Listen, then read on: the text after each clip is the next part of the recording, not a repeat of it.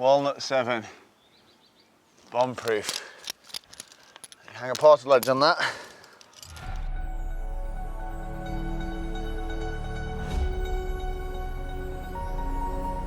These guys have been around for about 30 years now, and they've been continually evolving and refining to what they are today. Simple concept, a wedge, but they're actually a lot more sophisticated than they look. To start with, you've got the complex curves, so they sit very nicely. There's 4 different ways of placing them. 1, 2, 3, 4, and it will sit differently on those 4 different axes. Walnut 1, look at that beauty.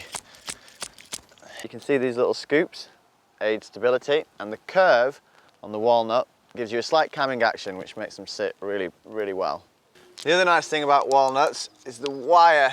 It's just the right stiffness to be able to give you 10 centimeters extra reach for a placement like that, but soft enough so it's flexible and won't lift the piece out as you go past it. Color coded so that you can easily choose the right size at a glance down to your harness. You can see they're also numbered, which hangs the right way up, so when you look down you can see the attention to detail is really impressive. You've got this double shrink wrap over the swage to protect it.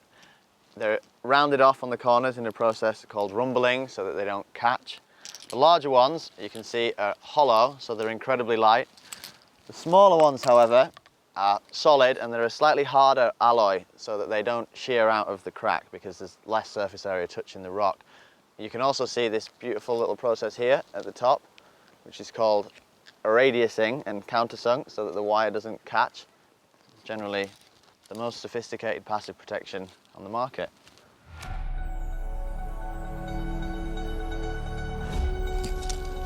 Occasionally, when you find an offset crack, these little guys, offsets, complement the walnuts really well. Absolutely perfect, like that.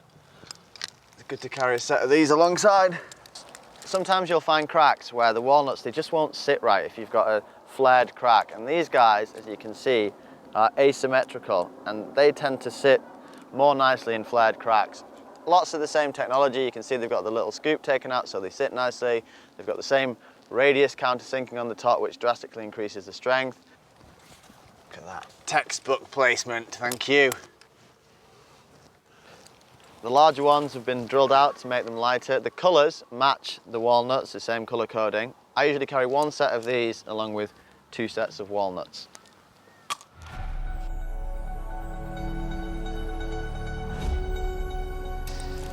Micro walnuts. 00 to 3/4. When you can't get a number 1, look at that beauty. As you start working up the grades, you'll find you need to use smaller and smaller protection, which is where these guys come in. These are micro walnuts, 00, 0, half and 3/4, and they sit below a walnut 1. This guy is probably my favourite piece of protection. I don't know why, they're just quite confidence inspiring when you need them.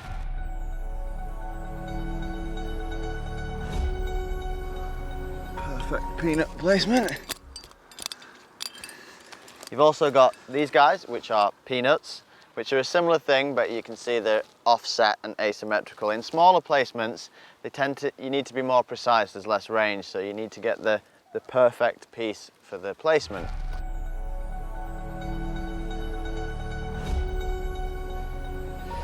Next, we've got these guys, which are brass offsets. They're not actually brass, they're a bronze silicon alloy with a stainless steel wire. And there's a very clever process called silver soldering, which holds the wire into the brass nut. It's actually stronger than the wire itself. They're quite square in profile, and you can see they are offset. They fit really nicely in pin scars where pitons have previously been used, so they're a great clean climbing protection. This one, the brass offset 0, is the smallest piece of passive protection in the DMM range, and is key when you really need it, when nothing else will go.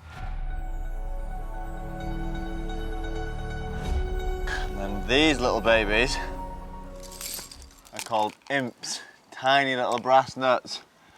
And when you can't get anything larger in, these guys are quite literally lifesavers. They slot into tiny little cracks. They're a brass nut, but they're not offset. Actually a bronze silicon alloy.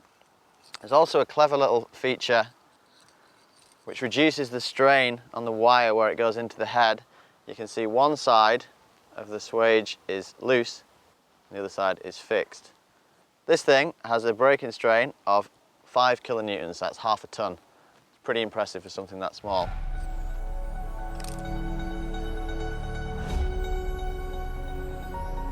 The larger end of the spectrum, we've got these big guys, which are called torque nuts. You can use them as a regular wedge. They're very light for their size and they've got a huge range. Each piece can fit many different crack sizes depending on how you place it, sideways.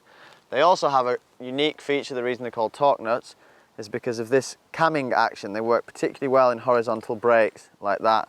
They also have a double length Dynatec sling, which means you can extend it. It's less likely to lift out. Interestingly, this stuff is stronger than steel.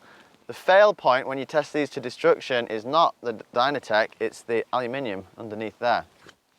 So that is the complete range of DMM passive protection.